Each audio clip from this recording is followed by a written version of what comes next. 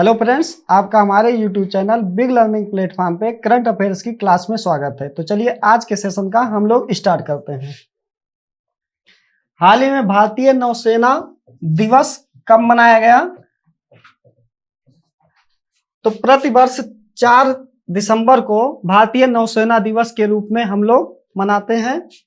इसकी शुरुआत कब होती है? तो भारतीय नौसेना दिवस जो भारतीय नौसेना की भूमिका को के सम्मान में प्रतिवर्ष 1971 से इंडो पाक जो युद्ध हुआ था उसी के दौरान ये क्या किया गया था, जो कराची जो पाकिस्तान में हार्बर में पाकिस्तान के नौसेना मुख्यालय पर ऑपरेशन ट्राइडेंट में नौसेना की उपलब्धियों को मनाने के लिए प्रतिवर्ष 4 दिसंबर को नौसेना दिवस के रूप में हम लोग मनाते हैं।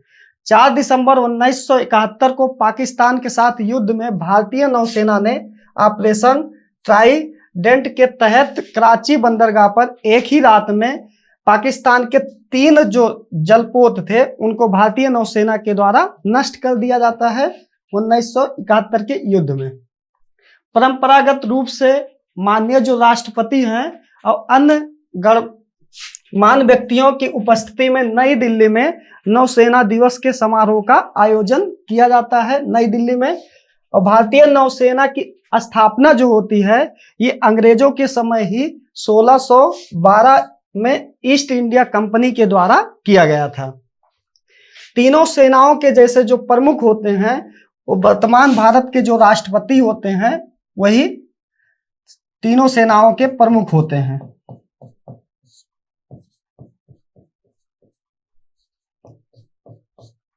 राष्ट्रपति जी तीनों सेनाओं के प्रमुख होते हैं। और 1 दिसंबर को अभी विश्व एड्स दिवस मनाया गया और बीएसएफ का 58वां स्थापना दिवस के रूप में भी हम लोग 1 दिसंबर को मनाए और 2 दिसंबर को राष्ट्रीय प्रदूषण नियंत्रण दिवस के रूप में हम लोग सेलिब्रेट कर चुके हैं। हाल ही में भारत और किस देश में 1500 करोड़ रुपए के EDCF ऋण के लिए समझौता हस्ताक्षर किए हैं? तो अभी यह समझौता जो किया गया है भारत और दक्षिण कोरिया के बीच द्विपक्षीय समझौता किया गया है। ओसिनिक्स सिटी नामक तैरता हुआ जो शहर है वो कहाँ पे? साउथ अफ्रीका में स्थापित किया गया है। अपना पहला स्वदेशी अंतरिक्ष रॉकेट नूरी भी लॉन्च किया गया है किसके द्वारा? साउथ कोरिया के द्वारा। और साथ ही साथ स्पेसएक्स ने साउथ कोरिया के सैन्य उपग्रह एनासिस 2 का भी सफलतापूर्वक लॉन्च किया गया है दक्षिण कोरिया के द्वारा जो स्पेसएक्स कंपनी के द्वारा। यू सुक एओल दक्षिण कोरिया के नए राष्ट्रपति अभी हाल फिलहाल में बने हैं।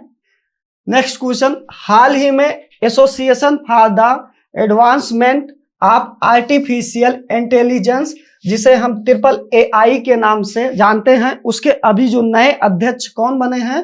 तो प्रीति सूदन जी को अभी इनके नए अध्यक्ष जो AAAI का नया अध्यक्ष चुना गया है इनको।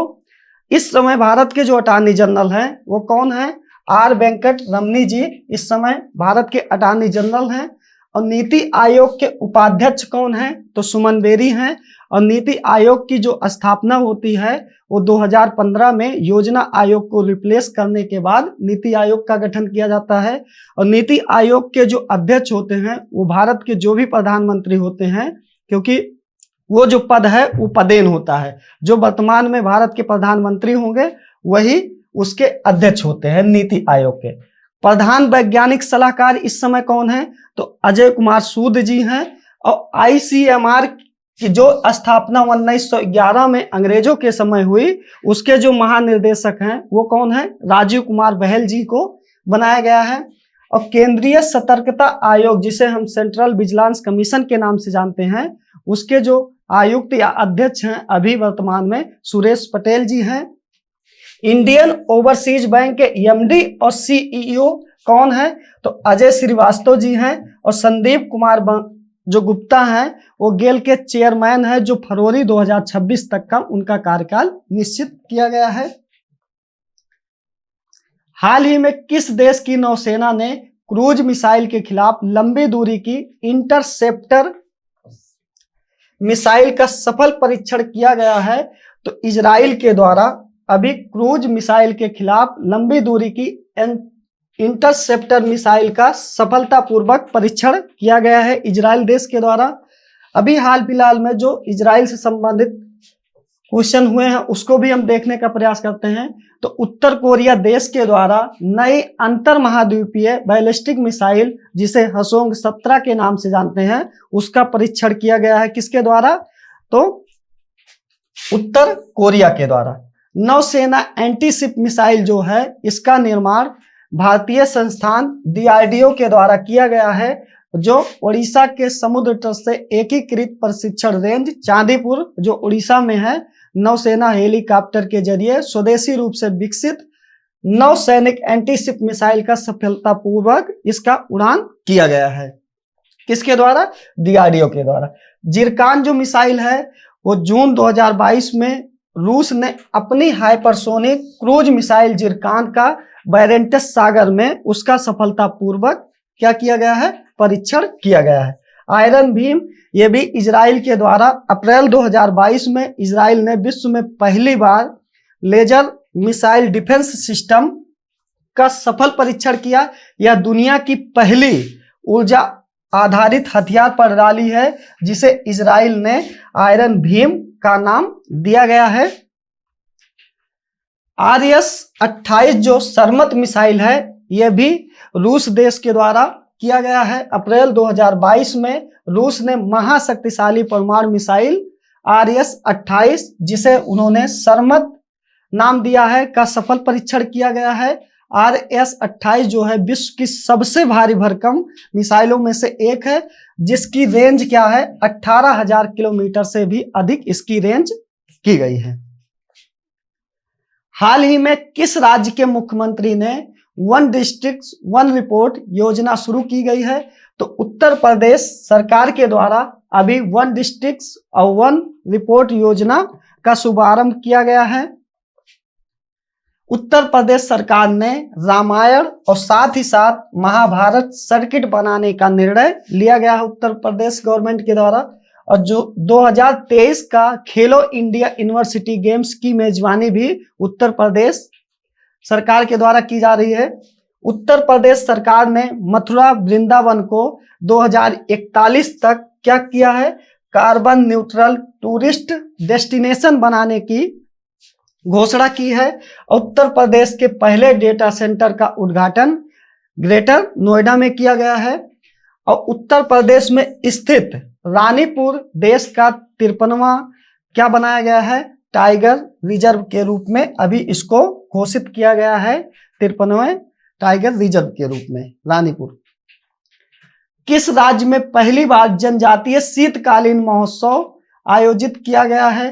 तो इसका जो आयोजन किया गया है ये जम्मू कश्मीर जो आपकी यूटी है। जैसे कि आपको वर्तमान में पता है कि भारत में कुल 28 राज्य और 8 केंद्र शासित प्रदेश है, उन्हीं में से एक जम्मू कश्मीर में अभी जनजातीय शीतकालीन महोत्सव का आयोजन किया गया है। जो महोत्सव हमारे परीक्षा के लिए अभी 2022 में हुए हैं उसको भी हम देखने का प्रयास करते हैं। तो इधर महोत्सव और त्योहार है और इधर स्थल दिया गया है। तो खारची जो उत्सव है वो कहाँ पे मनाया गया? त्रिपुरा में मनाया गया। आम महोत्सव जो है वो लखनऊ में मनाया गया। और अब्बू आची का जो मेला है वो असम में। और बैखी त्योहार जो मनाया जाता है वो भी असम में। और लेवेंडर फेस्टिवल ये आपके जम्मू कश्मीर में मनाया जाता है। और त्रिशूर पुरम उत्सव ये केरल में। और सिरुई लिली महोत्सव मणिपुर जो पूर्वोत्तर क्षेत्र में है। और रोंगाली बोहोंग बिहू महोत्सव जो है वो असम का एक फेमस महोत्सव है, वो असम राज्य में मनाया जाता है। माधवपुर का जो मेला है वो कहाँ पे? वो गुजरात राज्य में लगता है। और सरहुल महोत्सव जो है वो झारखंड में। और राष्ट्रीय संस्कृति महोत्सव जो है वो आंध्र प्रदेश में मनाया जाता है। कंबाला उत्सव कर्नाटक में, डोल यात्रा पश्चिम बंगाल में। और हेरात पर्व जो है वो भी जम्मू कश्मीर में। स्पुत्रिक गस्टर फेस्टिवल जो है वो लद्दाख यूटी में मनाया जाता है। और रथ सप्तमी उत्सव जो है आंध्र प्रदेश में। और तोया जो महोत्सव है वो अरुणाचल प्रदेश राज्य में मनाया जाता है। हाल ही में स्कूल शिक्षा विभाग के सचिव के रूप में किसने कार्यभार संभाला है? तो अभी जो संजय कुमार जी को क्या बनाया गया है? स्कूल शिक्षा विभाग के नए सचिव के रूप में अभी इनको कार्यभार दिया गया है। अभी वर्तमान में राजीव कुमार जो हैं वो भारतीय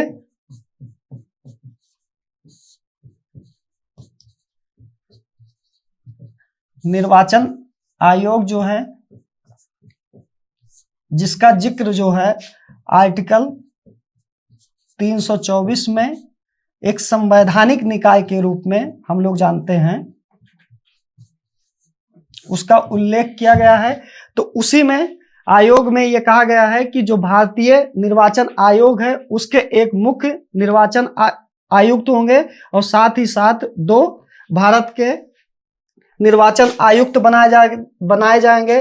तो अभी जो मुख्य निर्वाचन आयुक्त हैं भारत के चीफ इलेक्शन कमीशन के, वो कौन है? राजीव कुमार जी हैं। अरुण गोयल जो हैं वो क्या हैं? भारत के निर्वाचन आयुक्त हैं। और जो दूसरे निर्वाचन आयुक्त हैं वो अनूप चंद्र पांडे हैं। अभी इनका भी हाल फिलहाल में, इनको भी जो अरुण गोयल जी हैं इनको भी नियुक्ति अभी हाल फिलहाल में की गई है भारत सरकार के द्वारा। हाल ही में किस देश की फिल्म आगंतुक ने इफ्फी के फिल्म बाजार में प्रसाद DI पुरस्कार जीता है? तो बांग्लादेश के द्वारा ये पुरस्कार अभी हाल फिलहाल में जीता गया है। हाल ही में हिंद महासागर में जो रिम एसोसिएशन की मंत्रिपरिषदीय 22वीं जो बैठक की जाती है वो कहाँ पे? ये भी बांग्लादेश में आयोजित की जाती है। और बांग्लादेश में वैश्विक युवा जो जलवायु शिखर सम्मेलन है ये भी बांग्लादेश में आयोजित होता है। जो तीस्ता नदी विवाद के बारे में हम लोग पढ़ते हैं, जो बांग्लादेश और बंगाल की एक जो प्रमुख नदी है उसके बीच उसके जल को लेके, जल साझा को लेके एक प्रमुख विवाद है जो तीस्ता नदी के नाम से हम लोग जानते हैं। हाल ही में कुशियारी जो समझौता है उस पे भी समझौता किया गया है। ये समझौता जो है ये भी कहाँ पे? जो दक्षिणी असम है और उसके बाद बांग्लादेश के सिलहट के क्षेत्रों को ये उसके बीच में ये समझौता किया गया है। कौन सा? कुशियारी समझौता। और 4096 किलोमीटर लगभग जो भारत की और बांग्लादेश के बीच सीमा साझा करता है। सबसे ज्यादा सीमा साझा करने वाला जो देश है भारत के साथ वो कौन सा है? बांग्लादेश है। और अगरतला अखौरा जो रेल लिंक के बारे में हम लोग पढ़ते हैं ये भी भारत और बांग्लादेश के बीच अवस्थित है। मैत्री पाइपलाइन परियोजना के बारे में जो हम लोग पढ़ते हैं वो भी भारत और बांग्लादेश के बीच अवस्थित है। हाल ही में सरस आजीविका मेला 2022 का उद्घाटन किया गया है। तो ये आपके नई दिल्ली में अभी सरस आजीविका मेला 2022 का उद्घाटन किया गया है। इंडो पैसिफिक जो रीजनल डायलॉग का 4था जो संस्करण है वो हाल ही में नई दिल्ली में इसका शुभारंभ किया गया है। भारत और ऑस्ट्रेलिया ने देश की 5वीं जो द्विपक्षीय साइबर नीति की वार्ता हुई है वो भी कहाँ पे? नई दिल्ली में आयोजित की गई है। हाल ही में 41वां जो भारतीय अंतर्राष्ट्रीय व्यापार मेला जो लगा है वो भी नई दिल्ली में लगा। और दिल्ली की पहली जो पशु DNA प्रयोगशाला कहाँ पे स्थापित की जा रही है? रोहड़ी में स्थापित की जा रही है। भारत और फ्रांस संयुक्त वायु अभ्यास का 7वां संस्करण हाल ही में कहाँ संपन्न हुआ है? तो इसको जोधपुर जो राजस्थान राज्य में इसका अभी आयोजन किया गया है। जो शत्रुनाश अभ्यास है